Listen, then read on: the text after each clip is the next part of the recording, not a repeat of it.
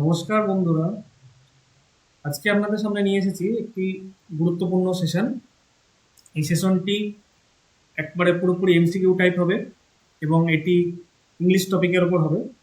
এবং এই সেটটা করার মাধ্যমে আমরা ইংরেজি যে এমসিকিউগুলো আছে সেগুলো আমরা নিয়ে ডিটেলসে আলোচনা করব এবং আমরা বোঝার চেষ্টা করব যে আসন্ন পরীক্ষাগুলোতে কী ধরনের পরীক্ষার ইংরেজির ওপর কোশ্চেন আসতে চলেছে এবং এই ইংরেজির যে পুরনো বছরের এমসিকিউগুলো আমাদেরকে কিভাবে পড়তে হবে এবং এই পড়ার মাধ্যমে আমরা ইংরেজিটাকে কিভাবে নিজেদের আয়ত্তের মধ্যে আনতে পারি সেটা টোটালটাই আমরা আলোচনা করবো এই সেশনে। তো ভিডিওটি অবশ্যই দেখতে থাকো পুরো এবং আমরা এই সেশনটা স্টার্ট করি। তো এই সেশনটা স্টার্ট করব, দেখো প্রথমে যে প্যাটার্নটি রয়েছে সেই প্যাটার্নটি হচ্ছে fill in the blanks pattern. তোমরা এখানে দেখে বুঝতে পারছো যে এখানে একটা fill in the blanks question রয়েছে। তো আমাদেরকে প্রথমে যেটা করতে হবে সেটা হচ্ছে এই কোশ্চেনে সেটা হচ্ছে আমাদেরকে চারটে অপশান থেকে সঠিক আনসারটাকে আমাদেরকে চয়েস করতে হবে। তো এই ধরনের কোশ্চেন যখন আমরা বাড়িতে প্র্যাকটিস করব, প্রথমেই বলে দিই অবশ্যই যেন আমরা যে চারটে অপশান থাকবে সেই চারটে অপশানের মানেগুলো যেন আমরা জানার চেষ্টা করব এবং এই চারটে মানে জানার চেষ্টার মাধ্যমে আমরা কিন্তু পরবর্তীতে এই টার্মগুলো যখন আমরা পরীক্ষায় পাবো তখন কিন্তু তাদের আনসারগুলো খুব সহজেই করতে। তো চলো আমরা প্রথম প্রশ্নটা সলভ করার চেষ্টা করি। প্রথমটা দেখো, have you thought about the dash of the recent decision you took. মানে এখানে বোঝাতে চেয়েছে যে আমরা যে রিসেন্ট ডিসিশনটা নেওয়া হয়েছে তার ফলাফল কি হতে পারে। তো এই যে চারটে অপশানগুলি রয়েছে চারটে অপশানের মধ্যে আমরা মানেগুলো একবার দেখে নিই। প্রথমটা দেখো আছে কনক্লুশন। কনক্লুশন মানে হচ্ছে উপসংহার, অর্থাৎ কোনো গদ্যের বা কোনো প্যাসেজের শেষে যেটা সামারি হিসাবে থাকে সেটা হচ্ছে তার উপসংহার।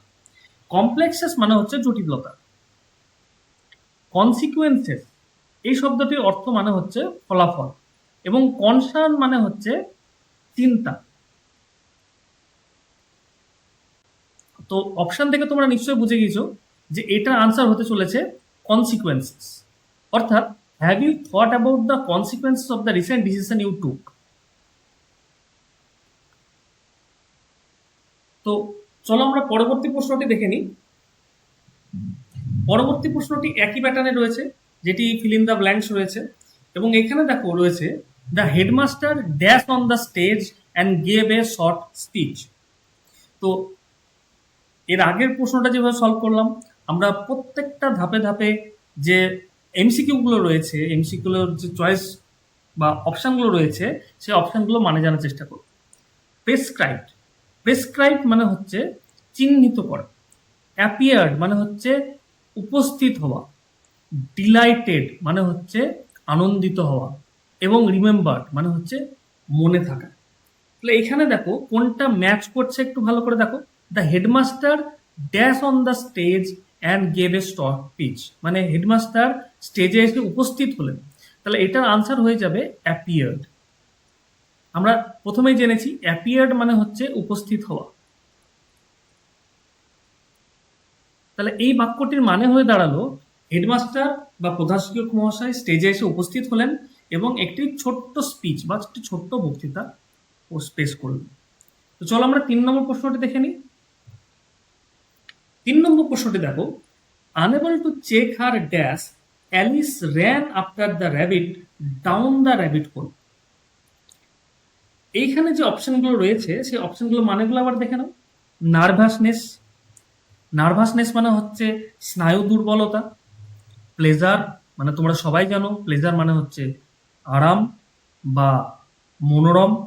উইজডম মানে হচ্ছে জ্ঞান।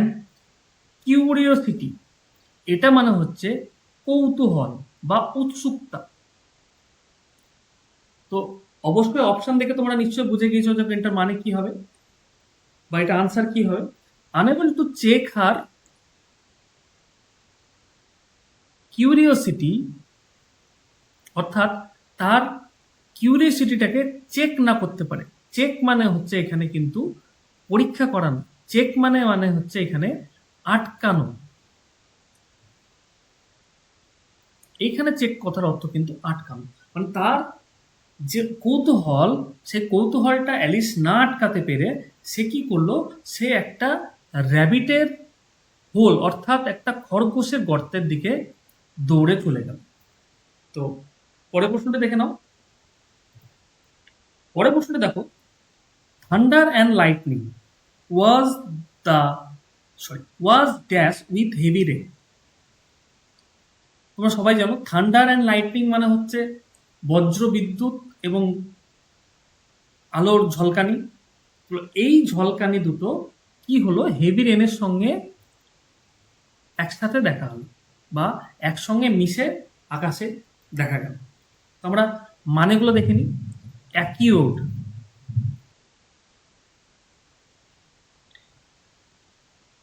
দেখো প্রথম যে অপশনটি রয়েছে অ্যাকুরেট।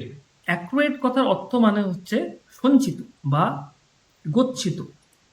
পরের অপশনটি দেখো অ্যাকর্ডেড মানে সম্মতি দান করা। অ্যাকম্পানিড মানে হচ্ছে সহাবস্থান করা বা সঙ্গ লাভ করা। অ্যাকম্পানিড মানে সঙ্গে থাকা। আর চতুর্থ যে অপশনটি রয়েছে সেটা দেখো অ্যাকাস্টমড। অ্যাকাস্টম কথার অর্থ হচ্ছে অভ্যস্ত হবে। তাহলে এখানে অবশ্যই তোমরা বুঝে গিয়েছো যে আনসার কি হবে, আনসার হবে অ্যাকম্পানিড। অর্থাৎ হেভি রেনের সাথে বজ্রবিদ্যুৎ এবং আলোর ঝলকানি সঙ্গ দিয়েছে বা তারা একসাথে উপস্থিত হয়েছে। তো এই যে চারটে প্যাটার্নের আমরা ফিল ইন দ্য ব্ল্যাঙ্কস করলাম, তো তোমরা এখানে বুঝতেই পারছো খুব ভালোভাবে যে প্রথমে আমাদের এই ধরনের কোশ্চেনগুলো আনসার করার ক্ষেত্রে আমাদেরকে শব্দগুলোর মানে জানাটা খুব জরুরি। এই শব্দগুলো যদি আমরা মানে না জানতে পারি তাহলে আমরা এই আনসারটা প্রপারলি কিন্তু করতে পারবো না। অর্থাৎ আমাদেরকে একটা ডেইলি বেসিসে যেখান থেকে হোক নতুন নতুন যে শব্দগুলো আমরা পাচ্ছি তার একটা ডায়েরি মেনটেন করতে হবে। অর্থাৎ আমি আজকে এই এমসিকিউটা অ্যাটেন্ড করতে গিয়ে যে যে নতুন শব্দগুলো পেলাম সেইগুলোকে আমি একটা ডায়েরিতে লিখে রাখবো। এভাবে কিন্তু আমার দিনে দিনে শব্দের ভান্ডার বা স্টক অফ ওয়ার্ড কিন্তু বাড়তে থাকবে, যেগুলো আমাকে এই ধরনের ফিল ইন দ্য ব্ল্যাঙ্কস এছাড়াও এই ধরনের যে কোয়েশ্চেন যেমন হচ্ছে সিনোনিম, অ্যান্টোনিম প্রভৃতি শব্দ, যে প্রভৃতি যে কোয়েশ্চেনগুলো থাকে সেগুলো অ্যাটেন্ড করতে আমাকে খুবই হেল্পফুল হবে। এছাড়াও আমরা যদি প্রতিদিন শব্দগুলো বানান করে করে লিখে রাখি তাহলে আমাদের কারেক্ট স্পেলিং এই ধরনের যে এমসিকিউ বা কোয়েশ্চেনগুলো এখন পরীক্ষায় আসছে সেগুলো অ্যাটেন্ড করতে অনেক সুবিধা হবে। তো চলো আমরা পরের প্রশ্নের দিকে এগিয়ে যাই। পরের প্রশ্নটি দেখো একইভাবে ফিল ইন দ্য ব্ল্যাঙ্কস রয়েছে। Work and domestic dash made Kajal short tempered. তোমরা সবাই জানো শর্ট টেম্পার্ড কথার অর্থ হচ্ছে যে রেগে যাওয়া, খুব অল্পতে রেগে যাওয়া, এরকম মানে বোঝায়। তো এখানে অপশনগুলো মানে দেখে নিই। দেখো প্রেশার, প্রথমেই রয়েছে প্রেশার। প্রেশার মানে হচ্ছে চাপ। গ্র্যাভিটিস মানে হচ্ছে অহংকার। ওয়েটস মানে হচ্ছে ওজন। এবং ফোর্সেস মানে হচ্ছে বল। তাহলে তোমরা মানে দেখে অবশ্যই বুঝতে পেরে গেছো এটা আনসার কি হবে। এর আনসার হবে প্রেশার।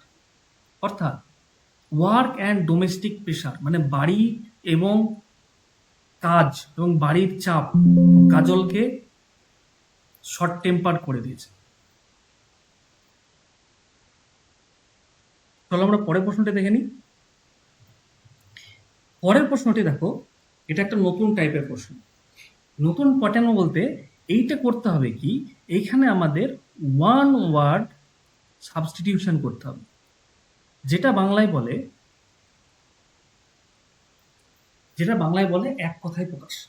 রিসেন্টলি পরীক্ষায় তোমরা এই ধরনের প্রশ্ন দেখেছো, এবং এই ধরনের প্রশ্ন অ্যাটেন্ড করতে গেলে যেটা করতে হবে সেটা হচ্ছে প্রচুর প্র্যাকটিস। এবং দীর্ঘদিন এবং দীর্ঘ সময় ধরে প্রতিদিন রেগুলারলি যদি আমরা এই জিনিসগুলো প্র্যাকটিস করতে থাকি তাহলে কিন্তু আমাদের এই ধরনের প্রশ্নগুলো আনসার করতে খুবই সুবিধা হবে। তো চলো আমরা এই প্রশ্নটা দেখে নিই। One who has the power to do anything, অর্থাৎ এমন একজন যার সব কিছু করার ক্ষমতা রয়েছে। অপশনগুলো দেখো, অমনি প্রেজেন্ট, মাল্টিফেসেড, অমনিপটেন্ট, মাল্টিলিঙ্গুয়াল। তো আমরা একটা একটা করে মানে দেখে নিই। অমনি প্রেজেন্ট কথার অর্থ হলো সর্বজ্ঞানী, মানে যার কাছে সর্বব্যাপী, মানে যিনি সব জায়গায় বিদ্যমান। মাল্টিফেসেড কথাটার অর্থ হলো বহুমুখী প্রতিভা সম্পন্ন। এবং অমনিপটেন্ট মানে হচ্ছে সর্বশক্তিমান। এবং মাল্টিলিঙ্গুয়াল মানে হচ্ছে বহুভাষী। তাহলে তোমরা বুঝে গিয়েছো শব্দগুলির মানে দেখে তোমরা অবশ্যই এখানে গেস করে ফেলেছো যে আনসারটা কি হবে। আনসারটা হবে অমনিপটেন্ট, অর্থাৎ যিনি সর্বশক্তিমান, যার কাছে সমস্ত কিছু করার ক্ষমতা রয়েছে, মানে যে কোনো কিছু করার ক্ষমতা রয়েছে, তাকে বলা হচ্ছে অমনিপটেন্ট। তো চলো আমরা পরের প্রশ্নটা দেখে নিই। পরের প্রশ্নটি দেখো, a person who presents a radio or television programme, অর্থাৎ একজন ব্যক্তি যিনি একটি রেডিও বা টেলিভিশনের অনুষ্ঠান উপস্থাপন করেন। অপশনগুলি দেখে নাও, অপশনগুলির মানেগুলো দেখে নিই আমরা। এখানে প্রথমটি রয়েছে আইডল। আইডল এটা প্রচুর সিনোনিমাস কিছু শব্দ রয়েছে, অর্থাৎ আইডল এখানে কিন্তু এই আইডল কথাটার মানে হচ্ছে মূর্তি। এছাড়াও আর একটা হোমোনিম একটা শব্দ হয়, সেটা হচ্ছে আইডল। আইডল কথার অর্থ কিন্তু অলস। তো তোমরা বুঝতেই পারছো যে আমাদের যে কোনো অপশনগুলো যখন আমরা পড়ব, তখন তার সঙ্গে সঙ্গে তার হোমোনিম বা তার সিনোনিমাস কিছু থাকলে সেগুলো কিন্তু আমাদেরকে মাথায় রাখতে হবে বা নোট ডাউন করে সেগুলো পরে মুখস্থ করে নিতে হবে। তো প্রথম অপশনটির মানে হলো মূর্তি। অ্যাঙ্কার অর্থাৎ সঞ্চালক বা উপস্থাপক। স্পিকার অর্থাৎ বক্তা। স্টার মানে আমরা জানি তারা, কিন্তু এখানে স্টার মানে বিশিষ্ট ব্যক্তি। তো তোমরা বুঝেই গেছো যে এটার আনসার কি হবে। এটার আনসার হবে anchor. A person who presents a radio or television programme, এটার আনসার হবে অ্যাঙ্কার। অ্যাঙ্কার মানে সেই ব্যক্তি যিনি একটি রেডিও বা দূরদর্শনের প্রোগ্রামগুলো বা অনুষ্ঠানগুলো সঞ্চালনা করে। তো চলো পরের প্রশ্নটি দেখে নিই। পরের প্রশ্নটি হলো, an institution for the care of people who are mentally ill, মানে একটা প্রতিষ্ঠান যেখানে মানসিকভাবে অসুস্থ লোকেদের চিকিৎসা করা হয় বা সেবা যত্ন করা হয়। অপশনগুলো দেখে নাও। অপশন প্রথমটা হচ্ছে অ্যাসাইলাম। এখানে একটা জিনিস বলি, অ্যাসাইলাম এক ধরনের হাসপাতাল বলা যেতে পারে, কিন্তু এখানে অ্যাসাইলামে কিন্তু যারা মানসিক রোগী তাদের চিকিৎসা করা হয়। মানসিক রোগীর চিকিৎসালয়। এখানে আরও একটা দেখো টার্ম রয়েছে, স্যানেটোরিয়াম। স্যানেটোরিয়ামও কিন্তু এক ধরনের চিকিৎসালয় যেখানে ন্যাচারাল থেরাপি বা আদিম পদ্ধতিতে বা আয়ুর্বেদিক পদ্ধতিতে চিকিৎসা করা হয়। এরপরে রয়েছে দেখো ডরমিটরি। ডরমিটরিটা আমরা অবশ্যই শুনে থাকি শব্দটা। ডরমিটরি মানে হচ্ছে বহু তল বিশিষ্ট শয্যা, মানে এমন ধরনের বিছানা যেখানে অনেকগুলো তল রয়েছে। বিশেষ করে আমরা যে কোনো স্টেশনে এবং যেগুলো ছাত্রাবাস, সেখানে আমরা এই ধরনের বেডগুলো দেখতে পাই। আরেকটা রয়েছে দেখো ইনফার্মারি। এবং খুব মজার ব্যাপার, এই ইনফার্মারি শব্দটার মানেও কিন্তু চিকিৎসালয়। তাহলে এই যে অপশানগুলি রয়েছে দেখো খুব কাছাকাছি। প্রথমটা অ্যাসাইলাম, আর স্যানেটোরিয়াম, আর হচ্ছে ইনফার্মারি। তিনটেই কিন্তু চিকিৎসালয়, কিন্তু আমাদের এখানে চেয়েছে স্পেশালি মেন্টালি ইল লোকেদের জন্য। তাহলে মেন্টালি ইল লোকেদের চিকিৎসা কোথায় হয়, সেটা হচ্ছে অ্যাসাইলাম। সঠিক উত্তরটি হবে অ্যাসাইলাম। পরের অপশনটা দেখো, পরের প্রশ্ন দেখো, one who investigates and solves crime. একজন ব্যক্তি যিনি ক্রাইম বা অপরাধকে ইনভেস্টিগেট করেন মানে তদন্ত করেন এবং সলভ করেন মানে তার সমাধান করেন। অপশনগুলো দেখে নাও। লয়ার, তোমরা সবাই জানো, আইনজীবী। ক্রিমিনাল মানে অপরাধী। ডিটেকটিভ মানে হচ্ছে গোয়েন্দা। এবং শেষে আছে জার্নালিস্ট মানে হচ্ছে যিনি সাংবাদিক। তাহলে এখানে তোমরা বুঝেই গেছো সঠিক উত্তরটি কি হবে। সঠিক উত্তরটি হবে ডিটেকটিভ। পরের প্রশ্নটি দেখে নাও, এই হার্ড, এই হার্ডের কথার অর্থ কিন্তু দল বা গোষ্ঠী। ফ্লোক মানেও দল বা গোষ্ঠী। A herd or flock of animals being driven by a body, মানে একজন ব্যক্তি যিনি একজন দল মানে পশুর দলকে নিয়ন্ত্রণ করেন বা চালনা করেন।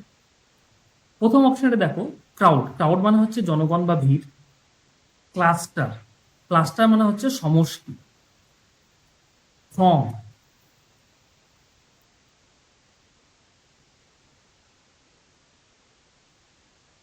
থ্রং কথার অর্থ হচ্ছে ভিড়। এবং শেষে আছে ড্রোভ। ড্রোভ মানে একজন চারণকারী বা একজন যিনি পশু চারণ করেন। তাহলে এইখানে সঠিক উত্তরটি হবে ড্রোভ। তো পরের অপশনটি দেখে নাও। পরের প্রশ্নটি আমরা দিকে এগিয়ে যাব। দেখো, পরের প্রশ্নটি রয়েছে বিহাইন্ড ওয়ানস ব্যাক মানে একজনের পিছনে। অর্থাৎ অপশনগুলো দেখো, ইন ওয়ানস অ্যাবসেন্স মানে হচ্ছে কারোর অনুপস্থিতিতে। ইন এভরি ওয়ানস নলেজ মানে সবার সম্মুখে বা সবার জ্ঞানত। কনফ্রন্টিং সামবডি, কনফ্রন্টিং কথার অর্থ হলো সম্মুখীন হওয়া বা সামবাডি মানে হচ্ছে কোনো ব্যক্তির সরাসরি সম্মুখীন হওয়া। ওপেনলি সাপোর্টিং সামওয়ান বা এই কথাটির অর্থ হলো যে খোলাখুলিভাবে কাউকে সাপোর্ট করা। তাহলে বিহাইন্ড ওয়ানস ব্যাক মানে কোনটা হতে পারে? অবশ্যই তোমরা মানে দেখে বুঝে গেছো। এটার আনসার হবে ইন ওয়ানস অ্যাবসেন্স, অর্থাৎ কারোর অনুপস্থিতিতে কোনো কিছু করাকে বলে বিহাইন্ড ওয়ানস ব্যাক। তাহলে তোমরা অবশ্যই বুঝতে পারছো যে এই যে প্রশ্নগুলো, এই প্রশ্নগুলোর ক্ষেত্রে আমাদের যে অপশানগুলো রয়েছে সেই অপশানগুলোর মানে অর্থ জানা কতটা গুরুত্বপূর্ণ। অতএব তোমাদেরকে আবারও বলছি, তোমরা যারা চাকরি প্রিপারেশন নিচ্ছ তারা অবশ্যই প্রতিদিন নতুন যে ইংরাজি শব্দগুলো পাচ্ছ সেগুলোকে একটা জায়গায় নোট করো এবং তোমাদের নিজেদের স্টক অফ ওয়ার্ডগুলোকে এনরিচ করো। তো চলো আমরা পরের প্রশ্নের দিকে এগিয়ে যাই। পরের প্রশ্নটি দেখো, লিটিল বাই লিটিল। লিটিল মানে আমরা জানি খুব ক্ষুদ্র। এখানে দেখো রয়েছে অপশনগুলো, এ ফিউ মানে খুব কম, নট মাচ মানে খুব বেশি নয়, অনলি ওয়ান্স মানে একবার মাত্র, আর গ্র্যাজুয়ালি মানে হচ্ছে ধীরে ধীরে। সবগুলোই কিন্তু খুব কাছাকাছি রয়েছে, কিন্তু সঠিক উত্তরটি হবে গ্র্যাজুয়ালি। লিটিল বাই লিটিল মানে ধীরে ধীরে, অর্থাৎ গ্র্যাজুয়ালি কোনো জিনিস বাড়া বা কমা সেটাকে বলে হচ্ছে লিটিল বাই লিটিল। তো চলো আমরা পরের প্রশ্নটির দিকে এগিয়ে যাই। পরের প্রশ্নটি রয়েছে এ ড্রাই রান। তোমরা সবাই জানো এ ড্রাই মানে হচ্ছে শুষ্ক। এই ড্রাই রানের সিনোনিম বা খুব কাছাকাছি মানেযুক্ত শব্দগুলো আমরা দেখি। অপশনগুলো দেখে নিই কি কি আছে। এ রিহার্সাল, রিহার্সাল মানে হচ্ছে অনুশীলন করা। রিহার্সাল মানে হচ্ছে অনুশীলন করা। এ রান অন ড্রাই গ্রাউন্ড মানে হচ্ছে শুকনো মাটিতে দৌড়ানো। এ স্লো রান মানে হচ্ছে একটি ধীরে ধীরে দৌড়ানো। আর এ পোর হারভেস্ট মানে হচ্ছে ফলন কমে যাওয়া। তো এক্ষেত্রে সঠিক উত্তরটি হবে এ পোর হারভেস্ট। এখানে এ ড্রাই রান বোঝাতে এ পোর হারভেস্টের কথা বলা আছে, মানে কোনোবার যদি ফলন কম হয় সেক্ষেত্রে আমরা সেটাকে এ ড্রাই রান বলে উল্লেখ করতে পারি। তো চলো আমরা পরের প্রশ্নের দিকে এগিয়ে যাই। পরের প্রশ্নটি দেখো রয়েছে হচ্ছে কল অন। এই ধরনের প্রশ্নগুলোকে বা এই ধরনের শব্দগুলোকে যেখানে একটা ভার্ব পোর্শন রয়েছে এবং একটা প্রিপোজিশন পোর্শন থাকে, এগুলোকে আমরা সাধারণ বলি ফ্রেজাল ভার্ব। বা গ্রুপ ভার্ব।